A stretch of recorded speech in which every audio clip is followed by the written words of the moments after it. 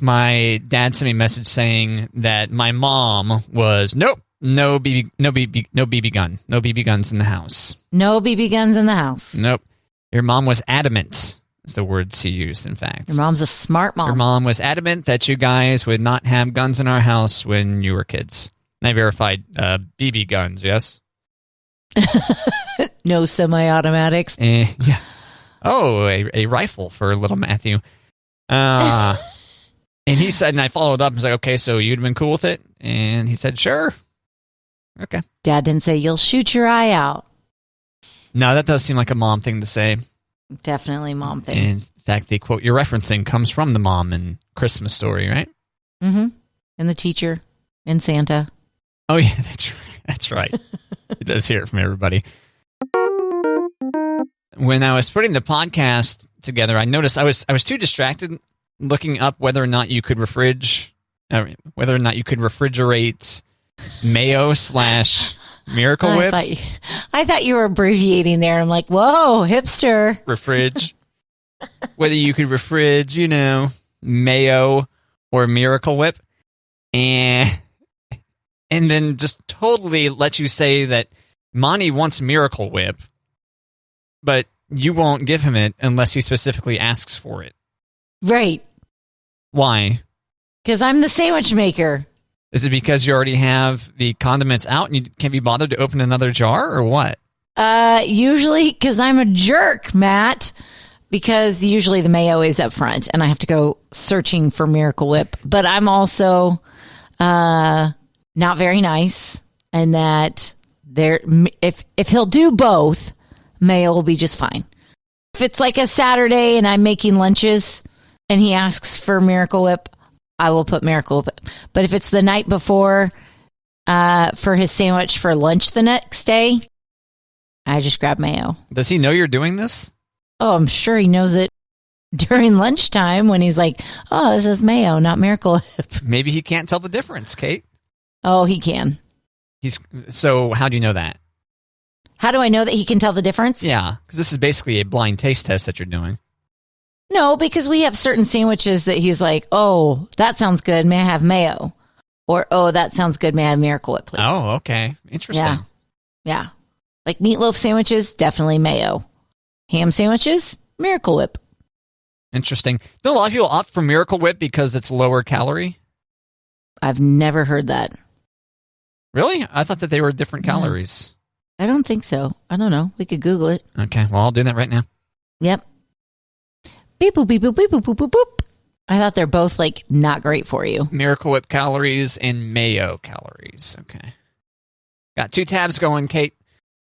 For the record, I think there is a place for Miracle Whip. I don't hate Miracle Whip. If I were to come over to your house and you offered me a sandwich and you had Miracle Whip, I'd be like, okay, cool. But I just prefer mayo, and I don't put either on my salads. Yeah, you're not going to allow mayonnaise or Miracle Whip to masquerade as salad dressing. Right. The closest you'll get is if there's lettuce involved on a sandwich, I assume. You'll allow that, right? That's the only time you're going to let mayo or Miracle Whip touch lettuce. I mean, I do make ranch with mayo, but it's not just straight mayo on my salad. You know what I mean? Yeah. I dig. Okay, so this is important, Kate. 94 calories in 1 tablespoon of mayonnaise. And Miracle Whip, and there is a fat-free Miracle Whip, 13 calories in a tablespoon. Interesting, even with all the sugar in Miracle Whip. Let me look. Okay, so original Miracle Whip, 50 calories, mayonnaise, 94. And there you go. 5 grams of fat in Miracle Whip versus 10 in mayonnaise. And 2 carbs in Miracle Whip versus 0 in mayonnaise. Okay. 2 grams. No protein in either. None. So you can't just eat Miracle Whip and survive, or mayonnaise. Isn't mayo made with eggs? Yeah, that's right.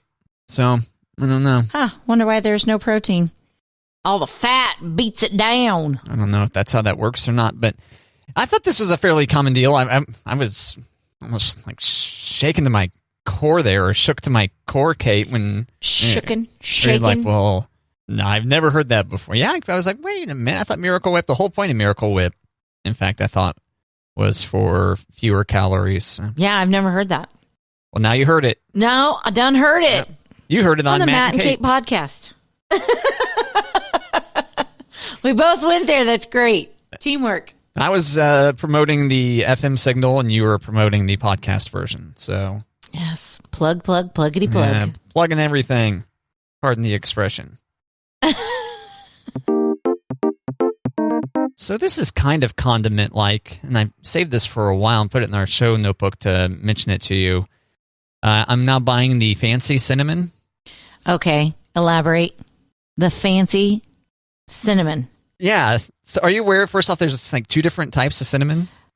You know, I don't know if you're trying to set me up from our previous conversations about cinnamon, how I buy cinnamon already mixed with sugar, and you're mocking me, or if you are trying to educate me here. No, I hadn't even thought about that. I haven't thought about that in a while, but thanks for reminding me. Okay. Yeah, for anyone that misses it, Kate buys pre-mixed cinnamon and sugar instead of just mixing it herself, and scoring the savings. Yep. Go ahead. There's 2 different types of cinnamon. Yes, they come from different cinnamon trees or cinnamon bark or whatever. Cinnamon sticks? One is fancier and one is less fancy and thus costs less money. And you're buying the more expensive one? Yeah, it's a little bit finer. It has a little bit less intense of a taste to it. And maybe there's health benefits to it, but I really do like it's a lot finer. It's just nicer overall. Okay. Ceylon, Ceylon. What are you putting cinnamon in? My oatmeal. Okay. I didn't know if you were putting it in your teas as well, or... No, I'm tempted to from time to time, but... Okay. All right, Ceylon, cinnamon. Cinnamon is a spice used by many different cultures as a seasoning for savory and sweet foods, Kate. Okay, you're aware of that part. I am. Yeah. I'm just thinking, I think you use way more cinnamon than I do. It's not my go-to for anything except for cinnamon toast, and we don't have that very often. Yeah, here, Ceylon has a smaller amount of coumarin. Is that how you say that? Coumarin in it? I've never heard of it. I don't know. It's like cumin and turmeric mixed. Coumarin. Gosh. This can be toxic to the liver if taken in large amounts over a long time. Whoa. And the other cinnamon, the more standard cinnamon is cassia cinnamon, which clearly is available in more abundant supply or is easier to manufacture, and that's why it's the more popular cinnamon. So anyway, I've been using this fancy cinnamon, and I think I'm going to stick with it. It tastes pretty good. It's worth it. Do you just do cinnamon in your oatmeal, or do you do cinnamon and sugar? Just cinnamon. Just add cinnamon to it. Okay. I don't want to mess up the health benefits of the oatmeal by putting too much sugar in there, or I guess any sugar in there. Or giving it any kind of flavor. Yeah, there's not, cause I don't add any fruit to it or anything like that. I will have blueberries with my Greek yogurt, though, Kate, from time to time. You're wild. Yeah, watch out. Jump back. Fresh fruit. So I just thought I'd mention that since we were talking about mayonnaise and Miracle Whip. You get the fancy cinnamon. I could see how you make the leap from mayonnaise and Miracle Whip to fancy cinnamon. Well, yeah, I was looking over our show notebook. We have a big backlog here. And I was like, we were just talking about mayonnaise, and I see this cinnamon thing saved here. Should talk about cinnamon. So there it is. Done. There it is. Done. You call cinnamon a condiment or no? No. Okay. I call it a spice. Oh, all right. What do you call salt and pepper? Do you call that a condiment? Wow, this is... I don't know. Riveting! This is some of our more riveting content. Edge of your seat. Yeah. I think I would... Yeah, I don't know. If you sat down at a restaurant, and he's in between times, or... No, I'm just kidding. If you were to sit down in a restaurant and there was no ketchup or mustard there, and you said, hey, can I get some condiments out here? A whole little tote would come out that had the salt and pepper in there, you know? I don't know. I feel like I go to restaurants where salt and pepper stay on the table. Well, actually... Back when I went to restaurants. I think a lot of places bring out, places where you do indoor dine will bring them out as requested, more or less. That way they can wipe them down between uses. Because if you think about how gross a ketchup bottle could become over time. Oh, that makes sense. And whenever I've used community condiments, like that. I was trying to use my my left hand, my non-dominant hand. Well, aren't you smart? What am I going to do? Get some ketchup out of there, or add some pepper to something, and then go wash my hands again, and then come back out? I mean, come on. I'm just saying, I just dive right in. This food's going to get cold, Kate. I'm too trusting that these things are clean.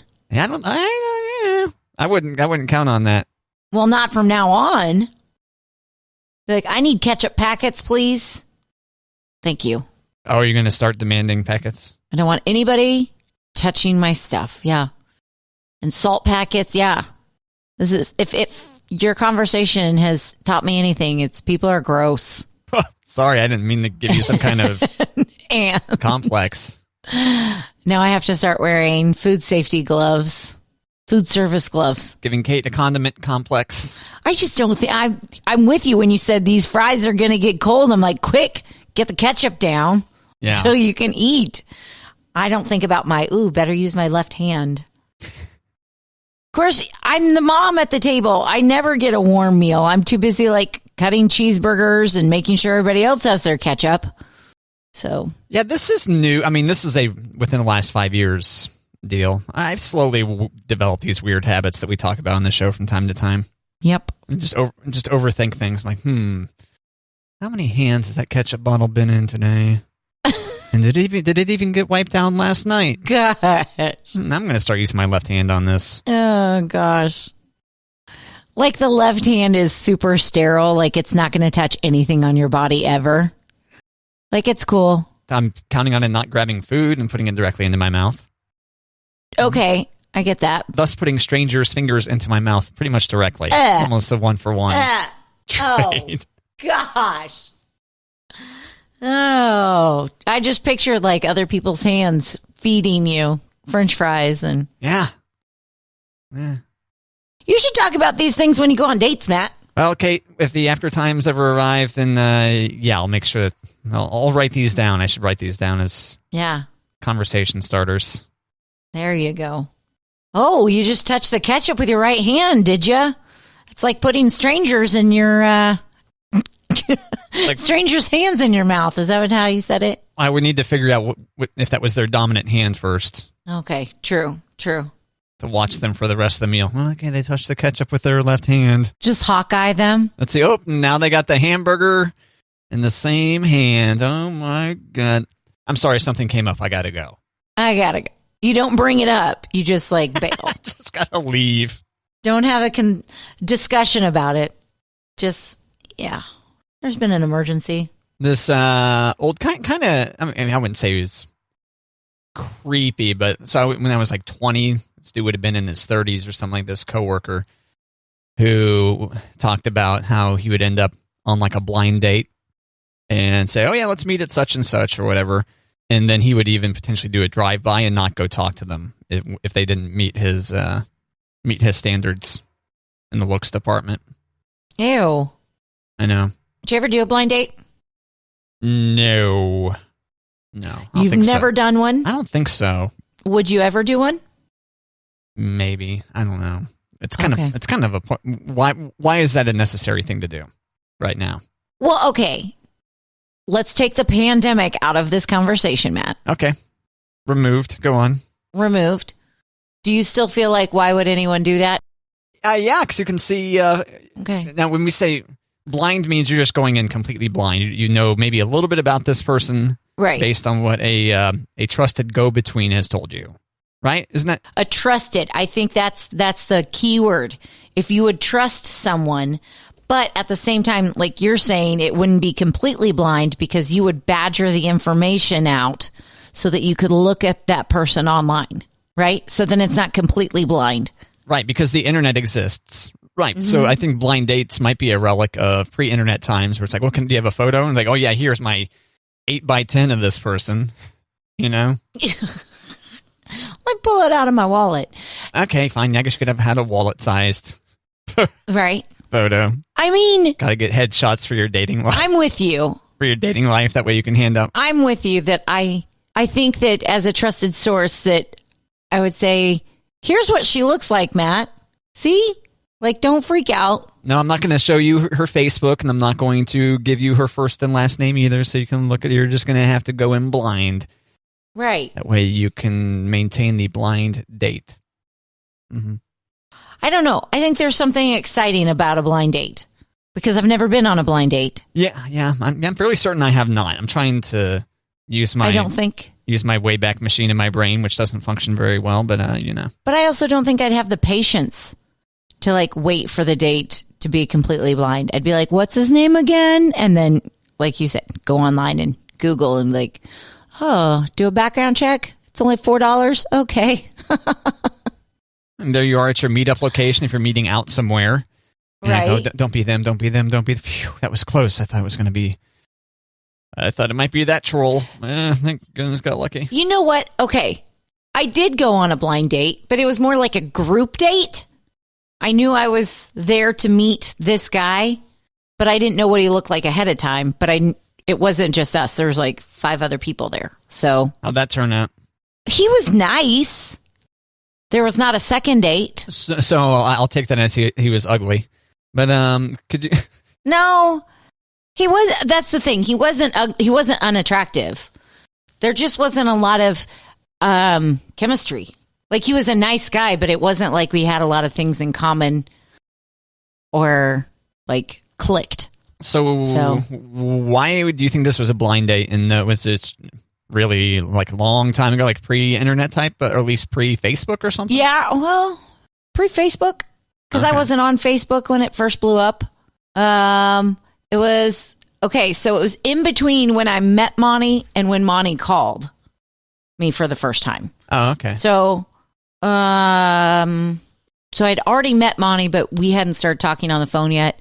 But it was a teacher that I worked with, and she was like, hey, I've got this guy like you to meet. We're going to all go watch the KU game at such and such a bar. You should join us. I was like, okay. And he knew that she was bringing me for me to meet him.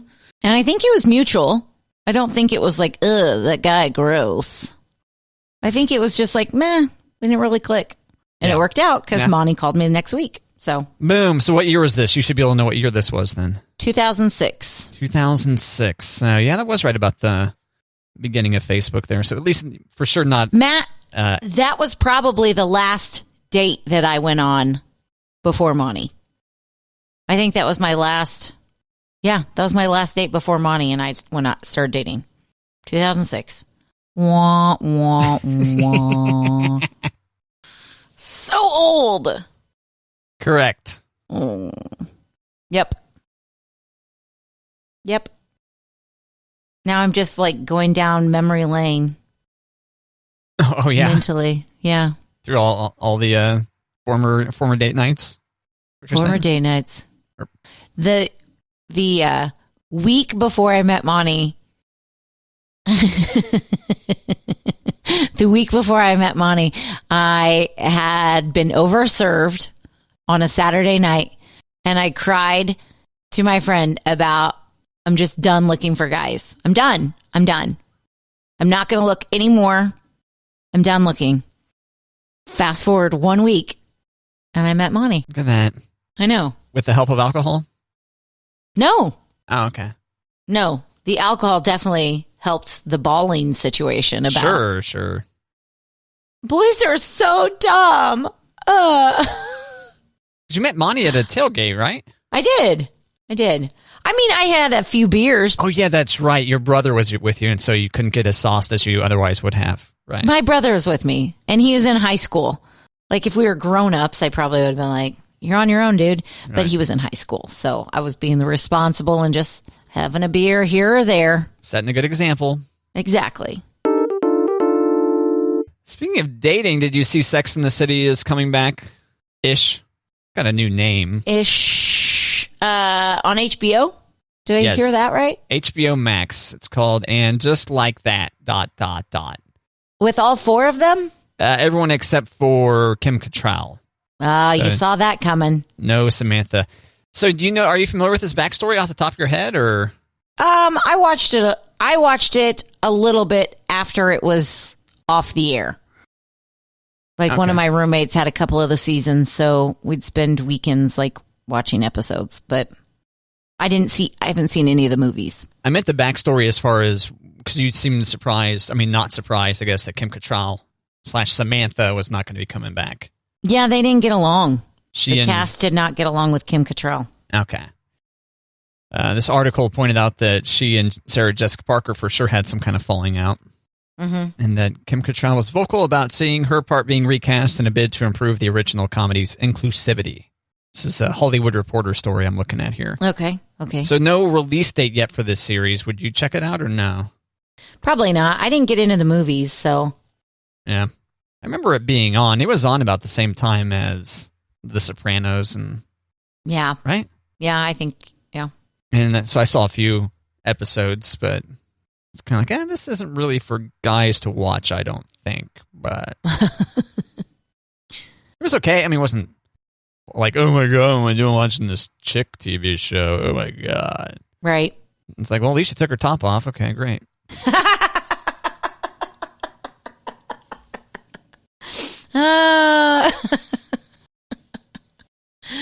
If I'm going to stick around. All right, those will do. Funny.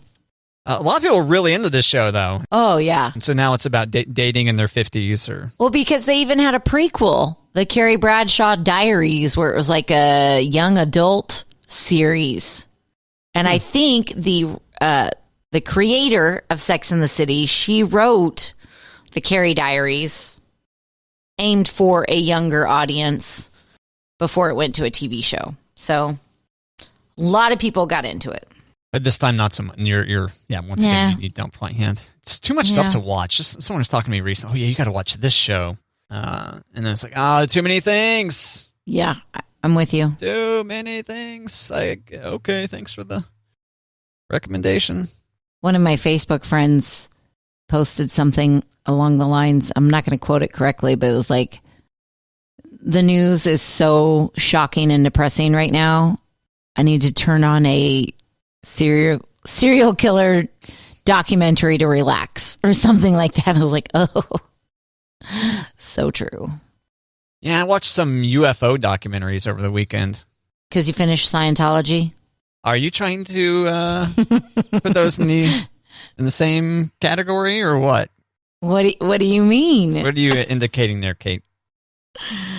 Just, you must have finished Scientology, so moving on to the next plane, or what? Yeah, Did you start the UFO documentaries, or did you finish the series? What do you mean? Wasn't it a series, the UFO documentary? Oh, no, I do the majority of my video watching on YouTube, so it's just a variety of different... Oh, okay. Just like a collection. Mini documentaries / where they talk to... It's like Air Force pilots or naval pilots. Them talking about their encounters. Because the government even admitted, Kate, that they have had encounters with... they don't call them UFOs. They call them UAFs, unidentified aerial phenomenon, or UAP, I guess. Okay. Phenomenon spelled with a PH, not an F. I just learned that one. They were interesting. Okay. I watched a National Geographic on Pompeii with the girls the other day. So yes, does that help you unwind? Well, I fell asleep through most of it. So yeah, the UFO documentaries were also a little bit sleeping. I was a little bit at one point. But I fell asleep pretty quick. Yeah, I expected the girls to do the same thing, and both of them were like, "That is so interesting." Like, go to sleep. Yeah, one of the UFO ones was a History Channel deal, and I was like, I know the next one that's going to come up is going to be like alien civilization. When it was like Ancient Alien. Mm-hmm. That was one of the suggested ones. But I'm not going to go for that. I am too sophisticated for that kind of monkey business. It's always funny. It's funny when the History Channel kind of reaches. Oh, yeah. In their definition of what history is. But well, did you catch any of Oak Island? I think that's the History Channel, isn't it? I don't know. But no, I haven't seen it. No. Okay. Now I'm wondering if I'm on the right channel. Oak Island is this little island in between Canada. It's actually Canadian, but it's very close to the United States border. Where there's been lots of weird things found on this tiny island. So these two brothers threw their retirement into buying this island and then going through all these tests and excavating because there's so many different theories of treasure being buried on this island from the Crusades and from the Masonic temples, and there's booby traps below the surface and all these millions of dollars of trying to figure out the treasure on Oak Island. And I think it's like the 5th or the 6th year, maybe even longer. And it's like, have they found the damn treasure yet? No. It's all drama. And I'd hate to know what they actually put in their money-wise and to know what other, whatever network, I swear it's the History Channel, would pay for to have all these like tests and digging. And I mean, you're rooting for these brothers. They're good guys. But I feel like a sucker. Like I've held on too long. There's no treasure on Oak Island. Yeah, The Curse of Oak Island. Yeah, there it is, maybe. Digging Deeper, History Channel. History Channel, okay. 8 seasons. Good God. That is a lot. Yeah, see, people lost patience with Lost, the TV series Lost.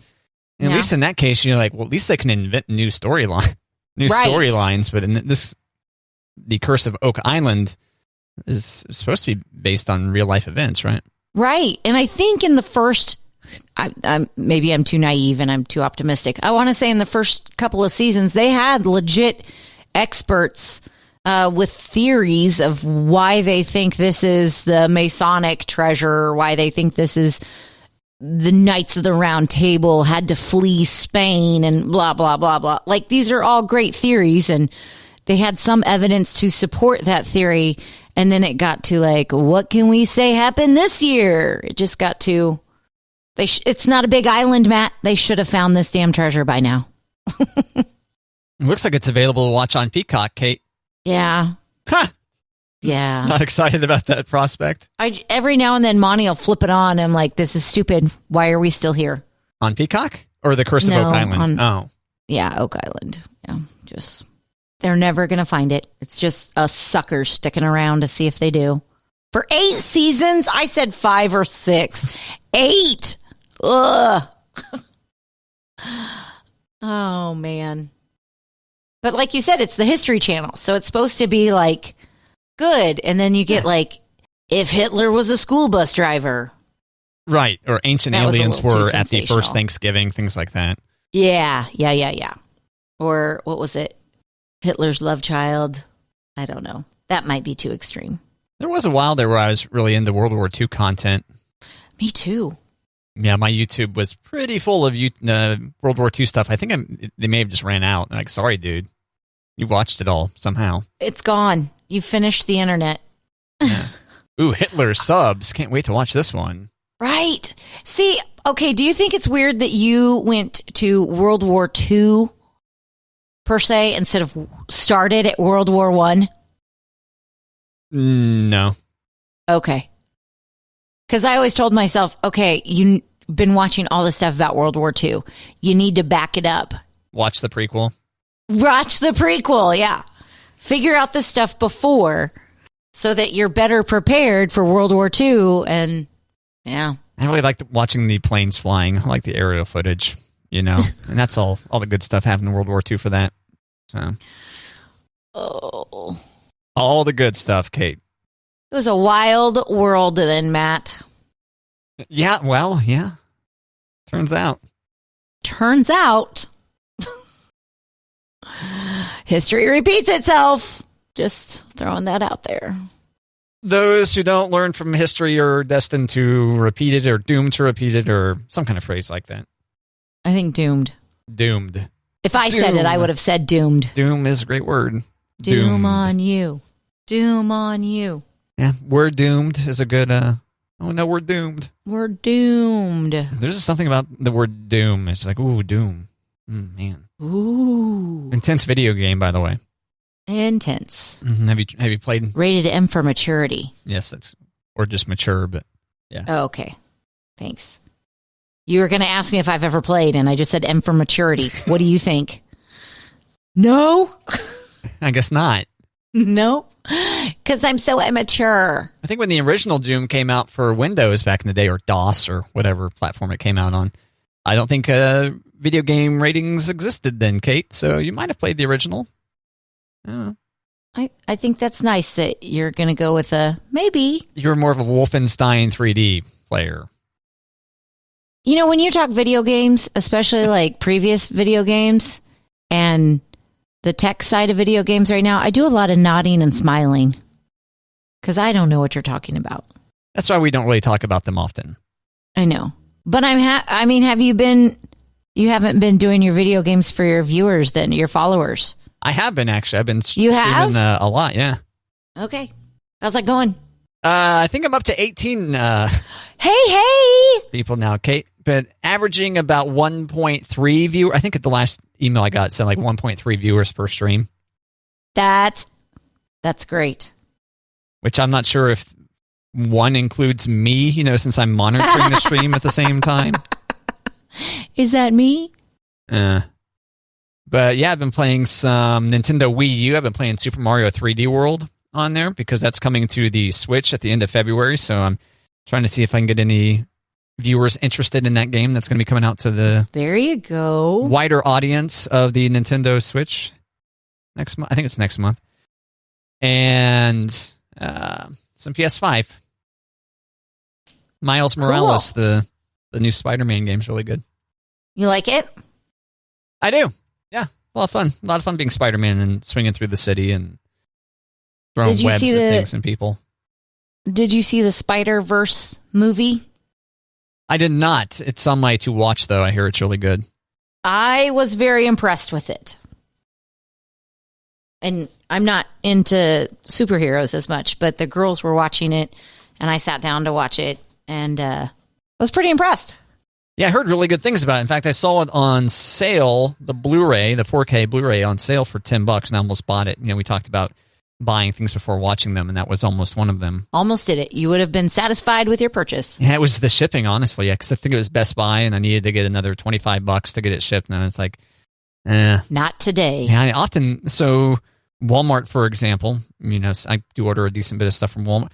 I'll just slowly fill my cart up until I get past that point, and I attempted that, almost allowed that to happen for Best Buy, but nope, didn't happen. Almost got me, Best Buy. You almost got me. Because it looked like really nice animation. It looked like fun animation to watch in the 4K Blu-ray, but, Eventually, Matt, eventually. Yeah, I'll get there. Or it'll show up on some service, maybe. I don't know. There you go. Matt, have you ever, when it snows and you get the icicles on the roof, or you see them hanging off buildings or cars. When you were a kid, did you ever feel tempted to grab an icicle and eat it? I feel like I probably have done this. I feel like I probably, as a kid, I know I at least licked an icicle before. Okay.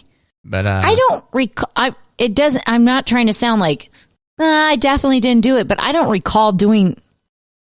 I remember getting really scared that somebody said, don't stand directly under an icicle. Oh, yeah, right. Might split you in half. Right? Yeah. So I remember being like kind of leery of icicles. But I've seen a TikTok video of a meteorologist that she posted a video of a woman going out her front door, seeing that the icicles are, right there. So she grabs one and then she's just like, rah, rah, rah, rah, rah, rah, rah, like eats this icicle, right? Yeah. So the meteorologist is like, hey, you know what's on your roof? Bird poop. And when the snow and the water drain off your roof to form those icicles, you're eating bird poop. I just thought I had a good time showing my children that video because they're always like, oh my gosh, icicles. And I'm like, don't put it in your mouth. But when I told them that it was bird poop, they now want nothing to do with icicles except for like kicking them. When they're on cars, they want to kick the icicles off cars. Now, how much bird poop could there actually be on the roof of your house? Enough bird poop that I don't want to eat it. It's going to get washed off during rains. I don't recall really noticing bird poop on my roof or anything. From looking. Oh, because you can see your roof so much, or you're out on your roof a lot, or Well, it's a ranch. The house is a ranch, so I can see the roof as I pull into my driveway and into my garage each day. Okay. And I would think if it was covered in bird poop, I probably would have noticed, right? Okay. I don't know. I feel like that might be Noticeable. over. I mean, now there are other things. If you were to ask me, like, okay, Matt, why do you think you shouldn't eat an icicle that's hanging off your roof? I would probably say because it's dirty and might have tar in it or something. I don't know. Okay. There's plenty of reasons why I would not eat an icicle off a roof, having it never occurred to me that there might be bird poop inside of it. I just was like, yeah, I don't want anything to do with icicles. And then that one was like, there's bird poop. I was like, don't eat the bird poop. Okay, well, let's say, one's house is covered in bird poop, right? Right. Birds have a pretty good diet. Maybe you've got a lot of trees nearby. Don't birds have a pretty good diet? Worms. Yeah, worms and Crusts from the parking lot. insects and, I don't know, Trash. seed or something? Trash. Like a pigeon or something? Matt, I see a lot of birds in parking lots and they're never eating seeds. They're eating like paper and they're eating like leftover French fries and That's good eating. that's good eating. I mean, I'm eating that too. I don't think the majority of birds' diets are fast food, but Oh man. What do they call pigeons? Rats with wings? Is that pigeons?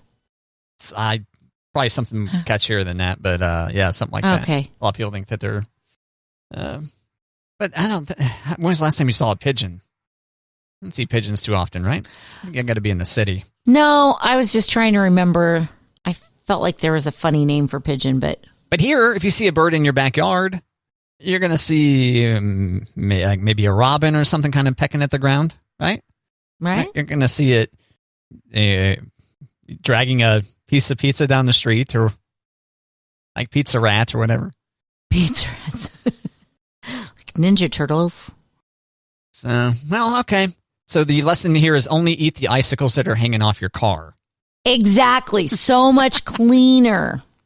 Plus, they can get salty from the streets. Right? Nice salty icicle.